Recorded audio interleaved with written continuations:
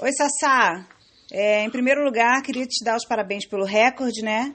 Para quem não sabe, no dia 13 de outubro desse ano, 2016, o Saladini, o Samuca e o Bigode voaram 564 quilômetros, saindo de Itacima, na Paraíba, e pousando perto de Crateús, no Ceará. O voo foi muito impressionante, não sei se você acompanhou depois no WhatsApp, mas toda a comunidade do Voo Livre só falava sobre isso desde as 10 da manhã. Meu WhatsApp não parava de apitar com as novidades, tinha muita gente acompanhando o live tracking de vocês. E foi um dia muito emocionante para a gente que acompanhou, não consigo nem imaginar como foi para vocês. Então, eu acho muito legal que vocês estão realmente conquistando, já conquistaram um lugar muito especial na história mundial do esporte, né? Sem mencionar a história dessas cidades, como Itacima, que é uma cidade pequena, de 10 mil habitantes, e entrou no mapa mundial, né? E vem se tornando a nova meca desses voos de distância. Então, eu queria que você falasse primeiro um pouco sobre o seu histórico de busca de recordes. Há quanto tempo que você frequenta o Nordeste brasileiro nessa temporada? E conta um pouco pra gente sobre o tempo que você ficou afastado do voo e como foi o seu retorno no ano passado. Bom, primeiro, obrigado aí, Elisa, pelos parabéns, né? Foi realmente um dia muito mágico, um dia muito especial, muito inesperado, né? Porque a gente tem uma dificuldade enorme de fazer um tracking aí decente da previsão. Mais que a gente olha as ferramentas de previsão, a gente nunca consegue ter certeza, a não ser sobre intensidade de vento. Então a gente vem aprendendo a cada dia aí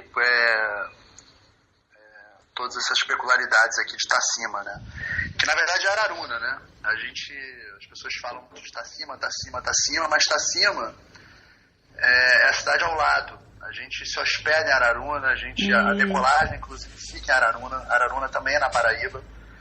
E a gente tem que começar a mudar, né, essa cultura de falar Itacima, né? A gente decolou de Araruna, né? Isso é uma coisa do Tales, que ele começou a chamar de Itacima e acabou que todo mundo passou a chamar de Itacima, né?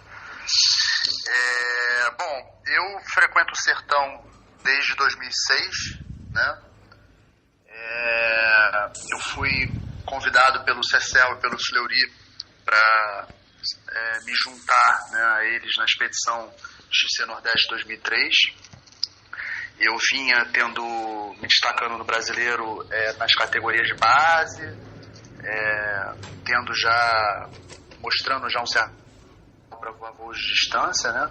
Passei temporadas com o Cecel em Araxá treinando, voando com ele, e ele enxergou em mim um potencial, uma personalidade boa para se juntar à equipe, né? Porque no final das contas aqui não é você só ser um bom voador, né? Você precisa ser uma pessoa também agregadora, uma pessoa que joga em prol do time, né? Em prol do time. Não é uma pessoa que joga individualmente, sabe?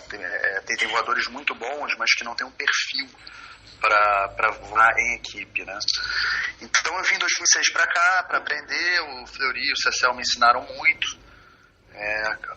Acabou que naquele ano o Fleury ele sofreu um acidente, né?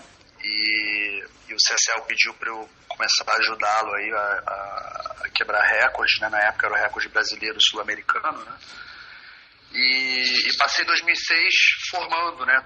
Passei um mês, né, no sertão de 2006 formando toda a minha base de conhecimento sobre o local. Cheguei muito cru, com muito medo, né? Com muitos mitos na cabeça, e aos poucos eu fui me acostumando com o voo daqui, que não é um voo trivial, né? Muito vento, condições de térmicas fortíssimas. O voo aqui ele é muito mais posicionamento, né? É um jogo de xadrez. Ele não é um voo de raça, de você sair andando a qualquer custo, né? Você precisa estudar, você precisa estudar a sua rota, você precisa estudar os perigos para você não se colocar em roubada, né? Então eu vim já com esse atalho, porque é muito difícil para o sertão sozinho e ser um autodidata aqui, né? É complicado. Então eu tive a oportunidade de me juntar desde a primeira vez a uma equipe que pôde me ensinar passo a passo todo esse conhecimento que eles já vinham adquirindo há anos, né? Então esse atalho para mim foi muito importante, porque logo em 2007, né, eu voltei para passar mais um mês aqui no sertão e acabei, junto com o Frank e com o Cecel, batendo recorde mundial, né? A gente bateu 2 sul-americanos antes, eu bati um sul-americano, o CSL bateu um sul-americano, depois nós 3 juntos batemos o mundial. Então, para mim foram 2 anos mágicos, né? 2 anos que me ensinaram muito. Normalmente um piloto ele vem para o sertão e passa uma semana, 10 dias, né? Que é normalmente o tempo que as pessoas têm disponível, né?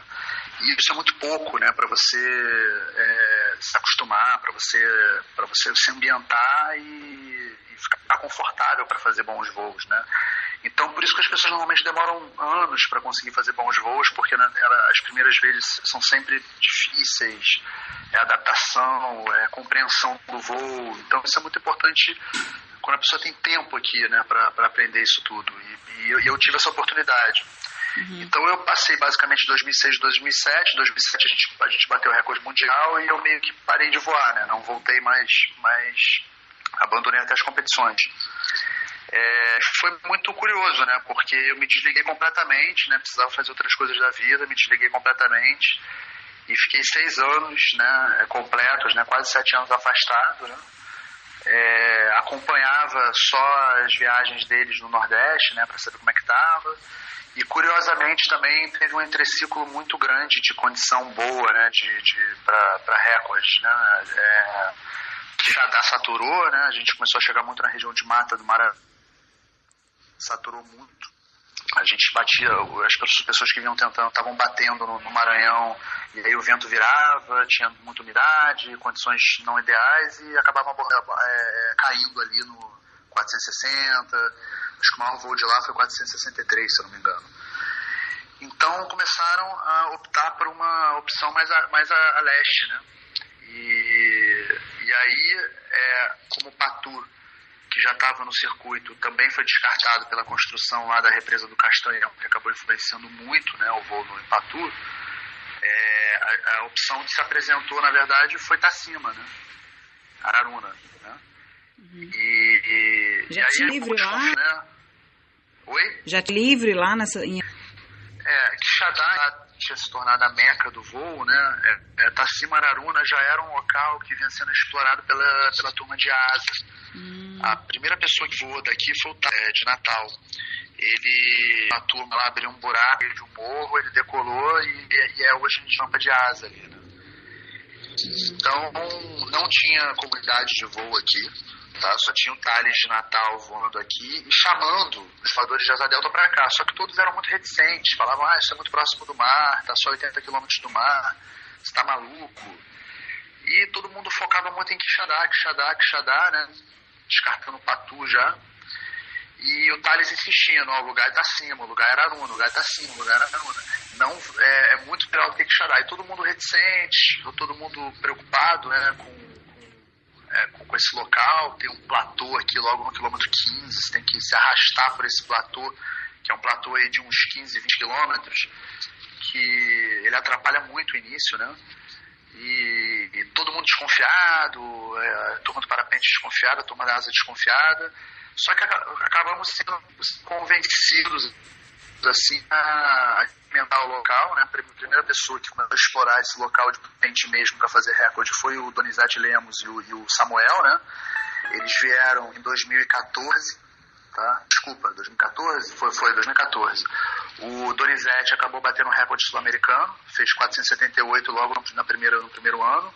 O Samuel estava voando junto com ele, mas acabou se atrasando no final ali, ficou nos 450.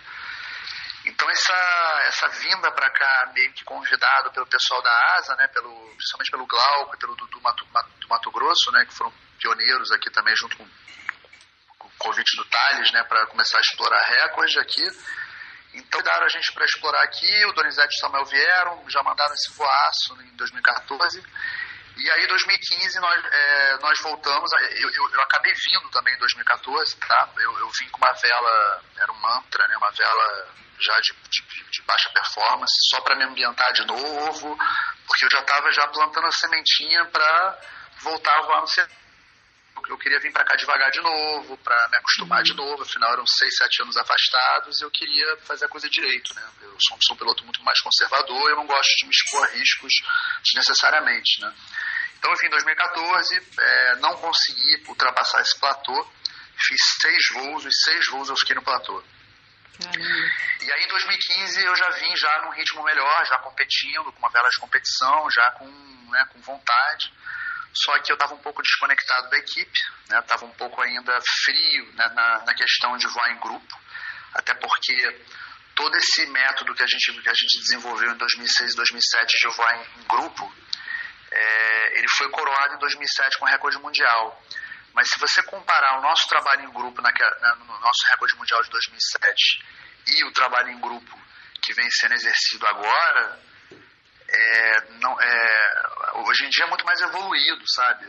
A equipe inteira, apesar dela ser maior, né, o que pode gerar mais confusão, né, no rádio, comunicação, aquelas coisas, acabou que a equipe ela tá tão afinada, tão entrosada, um avisa o outro, que eu, na verdade, estava um pouco ainda frio com isso, né?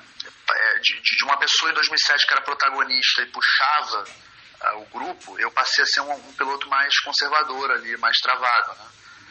Então eu não consegui participar muito bem desse trabalho em equipe, eu ajudava pouco, né? Menos do que eu gostaria, e acabei também no dia do recorde cometendo um erro, né? Se você parar para pensar, nos 3 dias anteriores teve dia que Frank pregou, teve dia que Cecel pregou, teve dia que aliás o Donizete foi o único que não pregou, e eu não tinha pregado também nenhum dia. Eu e o Donizete éramos os únicos que tínhamos sobrevivido todos os dias esse platô inicial. Só que no dia do recorde era o meu dia de pregar. E eu acabei pregando no quilômetro 15, né, às 7h20 da manhã. Caramba!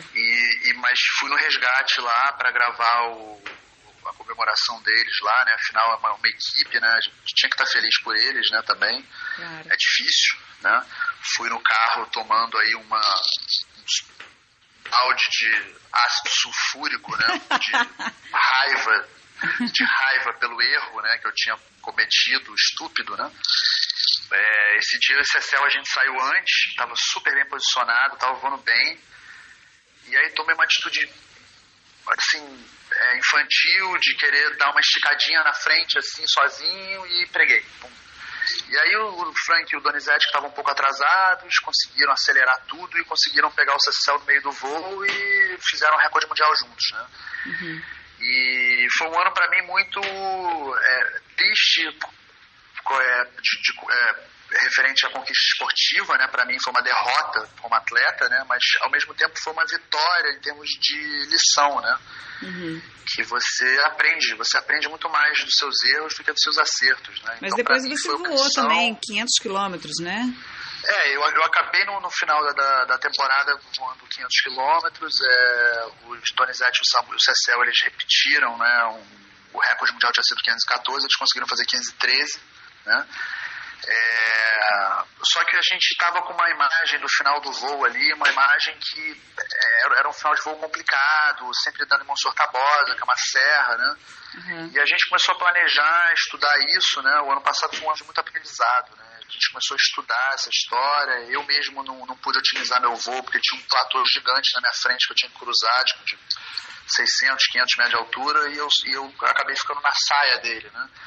Provavelmente se tivesse um flat na minha frente, eu teria feito 10, 15 quilômetros a mais, né? E eles também. Então a gente começou a estudar a rota, estudar qual seria o caminho ideal, né? Para fugir desse platô de Tabosa. E acabamos optando pelo lado do sol, né? Que é o lado esquerdo dele. Que é o lado que fica mais ensolarado no fim de tarde, né? Apesar de estar no rotor do vento, que costuma ser leste um pouquinho para nordeste, né? Fica um pouco rotorizada essa região, mas a gente optou mesmo assim pelo lado do sol. Confiamos nisso, montamos umas 4 rotas possíveis ali de bater o recorde, né? E deixamos já preparado no GPS. E esse ano a gente decolou já confiante de que a gente poderia fazer pelo menos 530, se a gente funcionasse mais como um relógio, né? A equipe funcionasse um pouquinho melhor do que funcionou no dia 9 de outubro do ano passado, quando a gente fizeram o recorde mundial, né?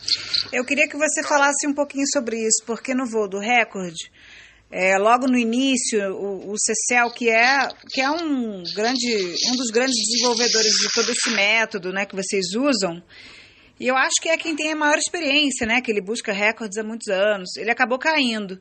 E logo depois o Frank, que também é uma peça-chave do grupo, caiu. Eu queria saber como isso afetou o grupo psicologicamente e como vocês conseguiram lidar com isso durante o voo. Hoje nós temos 5 pilotos na equipe, né? É o Samuel Nascimento, eu, né, Rafael Saladini, o Donizete Lemos, o Frank Brown e o Marcelo Prieto. Apesar de nós sermos 5 pilotos extremamente experientes, acostumados, competidores, pessoas que já vivenciaram bastante experiência no sertão, conhece bem, sabe as rotas de cabeça, existe uma bagagem, principalmente do Cecel e do Frank, né, que ela conta, e ela conta muito, né? Sempre quando a gente voa em equipe, os dois, né, naturalmente acabam exercendo uma liderança muito grande, né, tanto o Frank quanto o Cecel. São pilotos que já vêm perseguindo, já voam no sertão, né, desde o final dos anos 90. O Frank acho que desde 96, você imagina. Caramba. Então eles vivenciaram toda a exploração do sertão nordestino, já passaram por tudo, situações de perigo, situações que eu não tenho assim a menor vontade de passar, e que eles tiveram que passar porque eles eram desbravadores, né? Eram pioneiros, né? A nossa geração, né, não de idade, né, mas de geração de pilotos, né, que principalmente eu vim depois, né, eu fui o primeiro desses alunos, né, para bater o recorde mundial em 2007. Eu era o pupilo, eu comecei a ser o pupilo do Cecel em 2006, 2007 eu me juntei à equipe para voar para valer, né? E eu acho que em 2007 o Donizete já foi fazer a primeira experiência dele lá com a equipe. E acabou que no dia do recorde de 2007 o Donizete pregou. Então, assim, o Samuel chegou acho que em 2009, se eu não me engano. Então, todo mundo, né, nós três, nós tivemos a oportunidade de pegar as coisas mastigadas e muito bem estruturadas já, né? Então, quando a gente tem o nosso mestre do lado, uma pessoa que ensinou tudo para você, que você sabe que é uma das pessoas que mais entendem daquele tipo de voo, a segurança que aquilo te traz no processo decisório do voo, né, que são centenas de decisões, aliás, centenas não, mas dezenas de decisões, né? Você está tomando uma decisão aí praticamente a cada 3 minutos, né? São centenas de decisões. Então, o Cecel e o Frank exercem essa liderança. Eles, sempre quando eles estão no pelotão, naturalmente o pelotão usa eles de referência, a gente tenta voar junto deles, né? No recorde, o Cecel, a gente logo na primeira transição, a gente se ferrou, né? A gente acabou o grupo inteiro ficando baixo. Eu fiquei mais baixo, inclusive. O Donizete, o Cecel e o Samuca conseguiram sair um pouco melhor. Eu e Frank ficamos numa rota um pouco diferente. Daqui a pouco o Frank também se desconcentrou um pouco, ficou um pouco mais baixo, né? E o Cecel acabou pregando na gameleira, né? Nesse platô inicial aqui. O Frank pregou um pouco depois e o Donizete e o Samuel, a gente continuou o voo. Quando o Frank e o Cecel pousaram, né, ficou um clima muito ruim, né? Assim, um clima de enterro, né? Aquele clima de velório, porque como eles normalmente são o cérebro do time, né, as referências, as pessoas que estão sempre no centro ali do grupo, né, sempre servindo de referência de velocidade média, referência de tudo. O nosso grupo, né, que é o Samuel e o Donizete, a gente sentiu muito forte, né, a gente ficou calado no rádio aí por uns 40 minutos, meio que naquele velório de ter perdido os 2 caras principais da equipe, né? Só que a gente, depois que a gente cruzou o platô ali no quilômetro 100, que é o momento mais perigoso do voo, né? A gente começou a se falar no rádio, o clima começou a melhorar. Eu pedi para o Donizete assumir a liderança da equipe, né? Porque hoje em dia, sem dúvida nenhuma, assim, ele depois de Frank e Cecel, a pessoa mais experiente, né, a pessoa que tem mais bagagem aqui do sertão, mais equilibrado entre aquele trio que tinha ali, equilibrado que eu digo não de ser nervoso ou tranquilo, né, equilibrado em termos de todas as variáveis ali no voo, ele é hoje o mais equilibrado, o mais perto do Frank e do Cecel em termos de ponderação, em termos de saber o ritmo ideal para voar, né, no sertão. Então o Donizete meio que puxou a rédea, a gente começou a usar o Beagle de referência, a gente conduziu muito bem, né, a segunda metade, o segundo quarto do voo, né, porque a gente costuma dividir em 4 quartos o voo, né, a segunda parte do voo foi sem dúvida nenhuma a mais rápida, né, e aí a gente conseguiu ir se encaixando, foi um time um pouco diferente do que eu estava acostumado, porque o time que eu me acostumei em 2007 era um time que andava mais junto. O Samuel estava com uma vela que não era uma vela que estava rendendo tanto, era uma vela velha. Então ele não conseguia subir tão rápido quanto a gente, mas ao mesmo tempo ele era o que mais acelerava. Então ele ia por baixo, puxando a galera, o Bigode sempre estratosferado, ajudando o grupo, rastreando mais, e eu ali no meio, fazendo meio de campo entre os dois e conectando o time entre o que estava mais baixo e o que estava mais alto. Então a gente foi meio que alternando também essas posições, né? Nem sempre foi essa ordem, né? Mas conseguimos aí funcionar muito bem, voar junto praticamente o voo inteiro. Então pousamos junto, né? A regra é sempre quem está mais baixo escolhe o pouso e todo mundo pousa junto, né? Uhum. E assim a gente fez. Muito especial, tá? Foi um dia, eu diria nota 9, né? Um dia que formou o voo inteiro. Aquela visão que a gente tinha do fim de tarde lá de Quixadá, a gente não tomou nem conhecimento, a gente passou voando na base da nuvem lá perto de Quixadá. Então a velocidade que a gente conseguiu imprimir ao longo do dia foi algo bem fora do que a gente estava acostumado, né? Até para os padrões de estar acima. Então foi uma grande surpresa, foi um dia excelente que a gente aproveitou muito bem, e pena que não foi um recorde mundial completo, né? Porque o ideal seria os 5 estarem juntos. Mas o que a estatística tem mostrado aí na prática pra gente é que é muito difícil, né, você conseguir conectar um time com 5. Porque muitas vezes em voo você tem que esperar o teu companheiro, né? Você fica na borda da nuvem, girando no zero, esperando o teu amigo subir. Uhum. Quando você tem 5 pilotos é complicado, porque você cria uma diferença, pode criar uma diferença muito grande entre o primeiro e o último, né? Então a regra tem 3 pilotos juntos, top. Então a gente conseguiu, mesmo em 5, a gente conseguiu que 3 sobrevivessem de novo, né? O que é engraçado, né? Esse número 3 persiste. Cabalístico. Nós éramos 4 em 2007, o Bigode pregou. Nós éramos 4 em 2015, eu preguei. Nós éramos 5 em 2016 e o Frank e o Cecel pregaram. Uhum. Então, o número 3, ele persegue a gente. Né? E eu acho isso muito engraçado, porque não tem explicação. Foram 3 vezes 3 pessoas. Uhum. E vocês estão fazendo o filme Ciclos 3. Eu acho que tem uma ligação aí. Não, a gente está fazendo o Ciclos 2. Né? Esse é o 2 ainda? É o 2 ainda, calma, só fiz um. Deixa eu te fazer uma pergunta. Eu queria falar um pouquinho sobre a condição. Porque acho que vocês já estavam, a maioria de vocês, né? Eu acho que você chegou um pouco antes, mas a maioria já estava aí há 10 dias. Né? Quantas vezes vocês voaram? Quantas vezes vocês abortaram o voo? E analisando a previsão do dia, vocês achavam que o dia 13 era o dia D mesmo?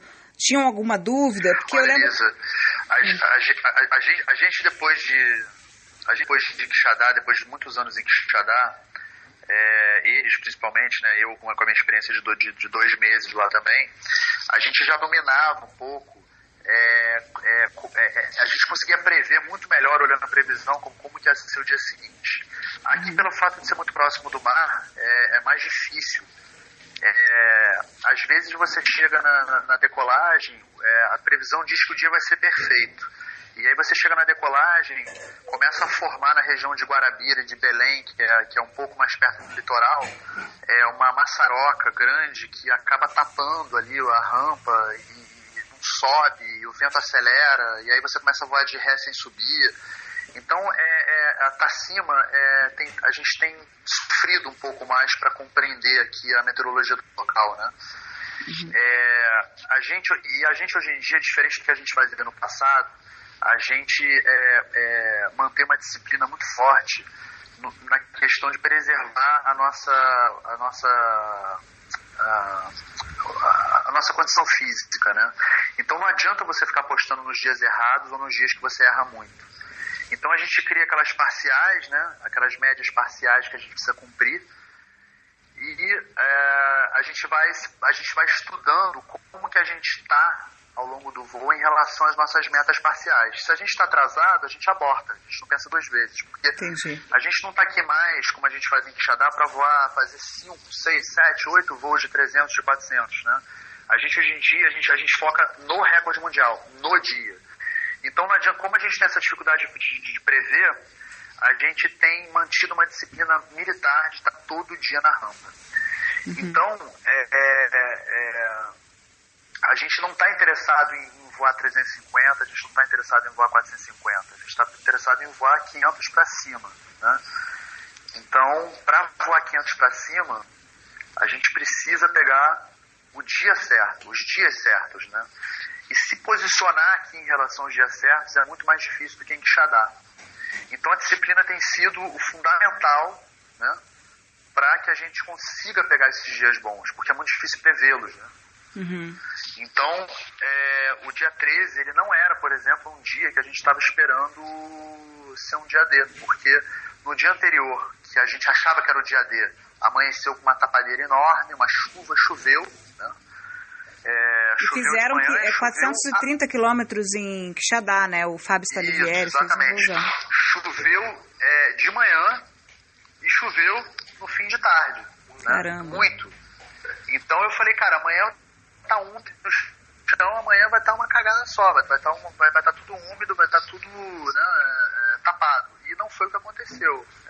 Tinha vento, a gente decolou bem antes do vento entrar, e esse vento ele foi acelerando ao longo do dia até estabilizar ali em 40 por hora, né?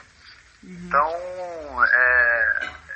foi um dia realmente fora da curva, e agora a gente foca só nesses dias, né? Então a brincadeira está ficando um pouco um pouco diferente. Antes era pegar um dia 8h30, 8, funcionar como um relógio que dava para fazer 530. Agora com 565, 564, né? A brincadeira começa a ficar um pouco mais difícil. Agora a gente vai pegar os dias bons, entendeu? E aí esse regime militar vai ser mais importante ainda para a gente conseguir se posicionar e não perder os dias certos. E a gente ainda está no meio da temporada, né? Ainda tem temporada pela frente. Quais são os planos de vocês? Vocês ainda vão ficar aí? Você acha que ainda é possível voar mais do que isso, ultrapassar a barreira dos 600 ainda esse ano? Olha, Elisa, esse ano fazer 600, só se a gente pegar um dia como o dia do último recorde, né, de 564, e funcionar como um relógio. Se isso acontecer, até a gente ir embora, realmente tem chance de a gente bater 600. Agora, hoje a gente foi para a rampa. O CCL decolou, o Donizete decolou. Os dois começaram a voar de ré, voar atrás, e acabaram abortando o voo ali em Pacifica. Então, assim, a gente está mantendo a disciplina. Vamos tentar mais uma vez, algumas vezes, né? Quando vier um dia bom, um ciclo bom, a gente vai encarar, né? Então a gente está aqui para isso. Legal. Então a gente continua na torcida aqui, Sassá. Espero que... Vocês já estão de tanque cheio, mas seria muito legal se vocês quebrassem ou reconfirmassem esse recorde, dessa vez com o Cecel e o Frank. Isso seria vibração total. Imagina. Mas foi muito legal também o fato querendo ou não, o único personagem que sempre foi muito respeitado lá fora, no mundo internacional do voo livre, é o Frank, né? O Cecel, que é uma pessoa mais tímida, que na verdade é o grande cérebro da equipe, né? Ele nunca foi acreditado, né, muito esses recordes mundiais, né? A pessoa que mais teve visibilidade, de fato, foi o Frank. E o fato da gente conseguir quebrar um recorde, a nossa equipe conseguir quebrar um recorde sem nenhum dos dois, mostra que o nosso método é muito bom, né? O método desenvolvido pelos dois e por nós é um método que funciona. né? Então, eu achei isso muito legal também, né? Que os 3 aprendizes, né, conseguiram se juntar e fazer o recorde. Eu achei isso uma história muito interessante. Eu acho que esse método que vocês desenvolveram é uma coisa assim completamente nova, porque em vez de focar na competitividade, que normalmente é o foco em uma situação de quebra de recorde, né? Foca no benefício do grupo como um todo. Esse é um grande aprendizado, assim, não só pro voo, né, e os voos de distância, mas até para a vida, né? Em vez de você pensar no seu próprio umbigo, você pensa no benefício geral. A gente chegou num ponto que cada um abre mão dos seus talentos individuais extraordinários, né? Porque cada um tem uma qualidade, né? Cada um tem um defeito. E a gente passa a aceitar o defeito do outro e a inibir também um pouco as nossas qualidades extraordinárias em prol do grupo. Então, por exemplo, se eu estou mais alto no momento e o grupo está mais baixo, é muito mais inteligente eu esperar o grupo subir para continuar o organismo funcionando direito, né? Aquele organismo vivo de 3, 4, 5 pilotos, um ajudando ao outro, né? É muito mais inteligente fazer isso do que o piloto que está mais alto iniciar a tirada sozinho, né? Então, o que é muito legal é isso. Todos aprenderam isso muito bem, né? E o mais engraçado é que que fui um dos pioneiros nesse método junto com o Frank e com o Cecel, hoje eu sou o que sinto mais dificuldade para conseguir fazer esse tipo de voo, porque a competição está no nosso sangue. E eu também ando com um pouco de medo aqui também, uns medos que eu tenho de jogar reserva no sertão, que não deve ser uma experiência muito interessante. Eu ando com um pouco de medo de acelerar muito, né? E, então, assim, eu tenho sentido um pouco de dificuldade também para ajudar o tanto quanto eu ajudava lá atrás, entendeu? Eu consigo ajudar, eu ajudo e tenho minhas qualidades, mas eu gostaria de estar ajudando mais. E hoje tem pilotos, por exemplo, o Donizete, que está... Ele, sem dúvida nenhuma, é o que mais ajuda a equipe. O Samuel também é o que mais ajuda a equipe. Então, cara, a gente está muito bem afinado e muito feliz, né? Porque, mais uma vez, o método deu certo. Consolidou o método e consolidou a nossa equipe, né? E consolidou, mais uma vez, o Brasil, né? Que essa história de que o Brasil era o patinho feio, a Austrália, o Texas, a África do Sul tem 2 horas a mais de janela. Ok, realmente, eles são localidades que estão além dos trópicos, né? Então, é óbvio que o dia lá é mais longo. Só que o Brasil, apesar de ter 2 horas a menos, a gente está mais próximo do Equador, né? Então, a intensidade solar permite que você decole muito logo quando o sol nasce e você pousa depois que o sol se põe. Então, a nossa janela útil tem sido tão boa quanto a deles, né? E os números têm provado, né? A gente acabou de bater o primeiro recorde mundial de asa delta no Brasil. Glauco Pinto e o André Wolff. Nunca um recorde mundial havia sido batido no Brasil de asa delta. Foi de gol declarado, né? 607? Foi de gol declarado. Inclusive, só existia um brasileiro que tinha batido um recorde mundial na história da asa delta, que tinha sido Betinho Schmidt no Texas em 2001. Então, assim, o feito do Glauco e do André Wolff, no mesmo dia do nosso recorde mundial, foi um feito e tanto. Eles trouxeram pela primeira vez na história do esporte de asa delta, né? Um recorde mundial para o Brasil. E eu não tenho dúvida que eles, afinando um pouquinho melhor esse voo em equipe, se inspirando na nossa equipe, né? Que eles dizem muito que se inspiram muito na gente, né? Eu conversei com o Glauco e o André ontem, e eles falaram justamente isso, que ainda tem muito quilômetro pela frente para a asa, né? Porque o voo deles foi muito próximo do de vocês, foi um pouquinho, 50 quilômetros a mais, ou algo assim. E a asa anda muito mais, mas ele falou que o que faltava é justamente essa coisa da equipe. Isso mostra que, tipo assim, esse ajuste fino da equipe, esse trabalho da equipe, se eles fizerem bem feito, em 3 ou em 4, eles vão bater 700 em questão de tempo. Eu não tenho dúvida que esse ano eles podem fazer ainda uns 650, aí pegando um ciclo melhor, e quem sabe 700. Eles estão muito decididos, né, muito focados, né? Se você pegar o voo do Dustin Martin, né, que é o recorde mundial atual de asa, que acho que é 761 ou 764, se não me engano, sei lá, foi feito em 11 horas. O nosso voo ontem, o meu voo ontem durou 11 horas e 55, mas você precisa tirar, lá no Texas eles decolam de Dragonfly e botam um cara a 1.000 metros de altura, né? Então o cara já começa o voo depois de 10 minutos no ar. Aqui a gente precisa ganhar rampa, se manter um pouco ali, né? Uhum. Então, descartando essa hora que a gente perde de espera ali na frente da rampa, o meu voo ontem deve ter dado de hora útil mais 10 horas e 40.